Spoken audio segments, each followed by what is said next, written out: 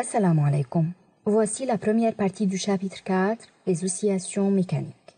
À la fin de ce chapitre, vous serez capable de définir un mouvement oscillatoire, indiquer les types d'oscillations, préciser les caractéristiques d'un mouvement oscillatoire non amorti, établir l'équation différentielle qui régit le mouvement harmonique simple d'un pendule élastique horizontal, analyser les graphiques de l'énergie des oscillations libres non amorties et libres amorties d'un pendule élastique horizontal et finalement définir les oscillations entretenues. Dans cette partie, on va parler des 3 premiers objectifs. Avant de commencer par ce chapitre, il est nécessaire de rappeler la dérivée des fonctions sinus et cosinus. La dérivée de sinus e de t, telle que e de t est une fonction de temps, est e' cosinus e de t, et la dérivée de cosinus e de t est égale à moins e' sinus e de t. Bien sûr, la dérivée ici est par rapport au temps. Par exemple, si x est égal à constante fois sinus oméga 0t plus phi, on suppose que oméga 0t plus phi est égal à e de t et par suite la dérivée de e est égale à oméga 0 tout simplement, alors x', qui est la dérivée de a sinus oméga 0t plus phi, est égal à oméga 0, qui est e', fois a cosinus oméga 0t plus phi. On a vu dans l'année précédente les 3 types de mouvements. Mouvement rectiligne, mouvement de rotation, mouvement curviligne. Et on a étudié les équations horaires de chaque type de mouvement. Mais est-ce que vous avez entendu d'autres types de mouvements? Réfléchissons ensemble. Un balançoire poussé puis lâché sur lui-même se déplace d'un mouvement de va-et-vient. Un diapason frappé est mis en vibration. Bien sûr, les deux avec des fréquences constantes. De même, un solide attaché à un ressort vertical aussi lorsqu'il est déplacé de sa position d'équilibre. Ces mouvements et d'autres représentent des mouvements périodiques de certaines caractéristiques. C'est quoi un mouvement périodique? C'est un mouvement qui se répète identiquement à lui-même pendant un intervalle de temps constant appelé période. Mais est-ce que ces mouvements périodiques sont oscillatoires? Est-ce que tous les mouvements périodiques sont des mouvements oscillatoires? Bien sûr.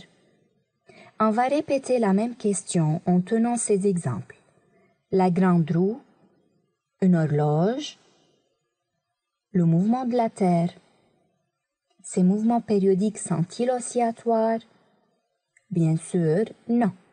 Alors, on peut dire que les mouvements périodiques ne sont pas nécessairement oscillatoires, mais les mouvements oscillatoires sont toujours périodiques. Donc, c'est quoi un mouvement oscillatoire?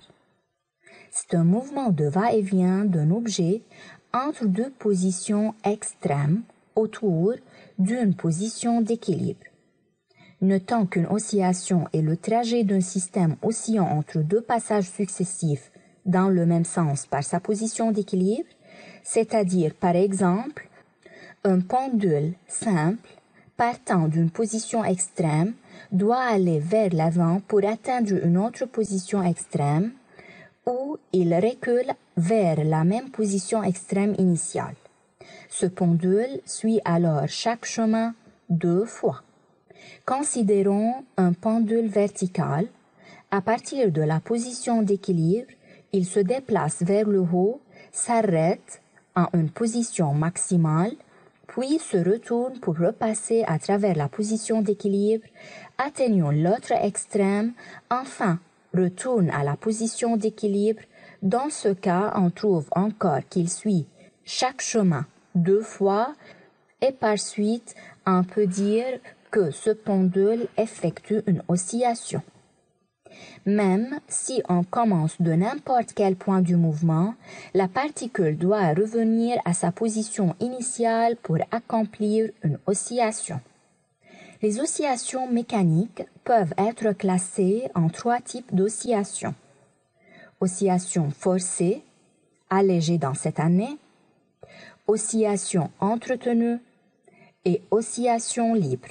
Les oscillations libres peuvent être amorties ou non amorties. Réfléchissons ensemble. On considère 2 voitures, une voiture moderne et une autre ancienne. Pourquoi la voiture moderne n'effectue aucune perturbation sur une route mal entretenue, ayant plusieurs bosses, au contraire de l'ancienne voiture? Probablement, vous avez monté dans une ancienne voiture et ressenti la perturbation au contraire d'une voiture moderne. Ceci est dû à la présence d'un système oscillatoire dans les voitures, ce qu'on va traiter dans ce chapitre. Donc, c'est quoi un système oscillatoire? C'est un système mécanique qui est un mouvement périodique autour de sa position d'équilibre.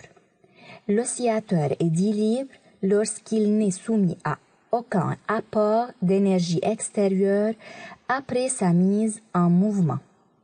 Un oscillateur libre est caractérisé par, premièrement, sa période, qui est la durée d'une oscillation complète ou cycle complet, indiquée sur la figure entre 2 maximums par exemple, ou 2 positions d'équilibre ayant le même sens de déplacement.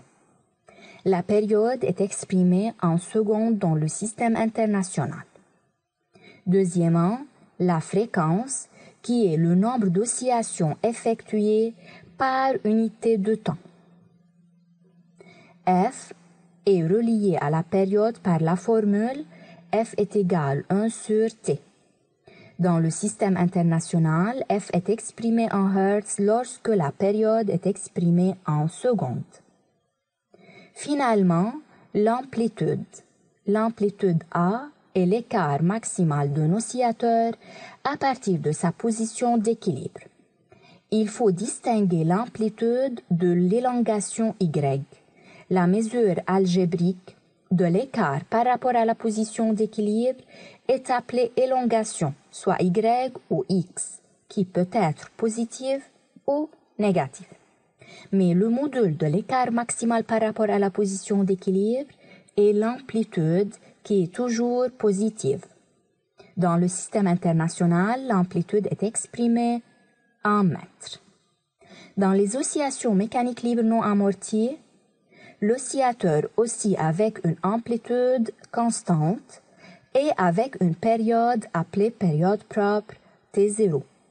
Notons que la période propre est la plus petite période possible des oscillations.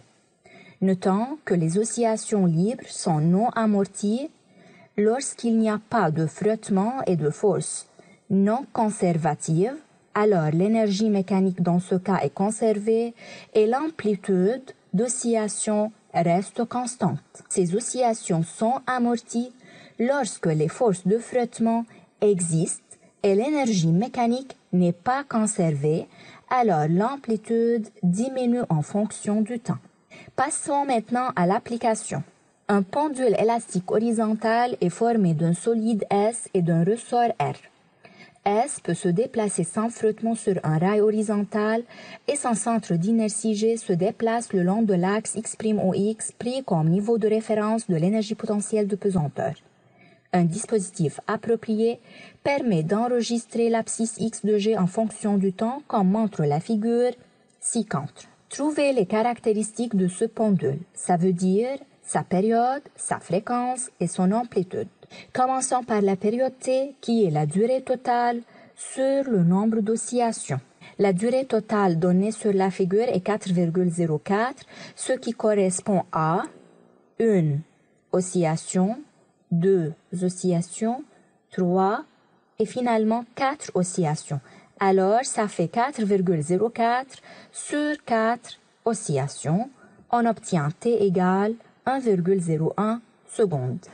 La fréquence est égale alors à 1 sur T, ça fait 1 sur 1,01 est égal à 0,99 Hz.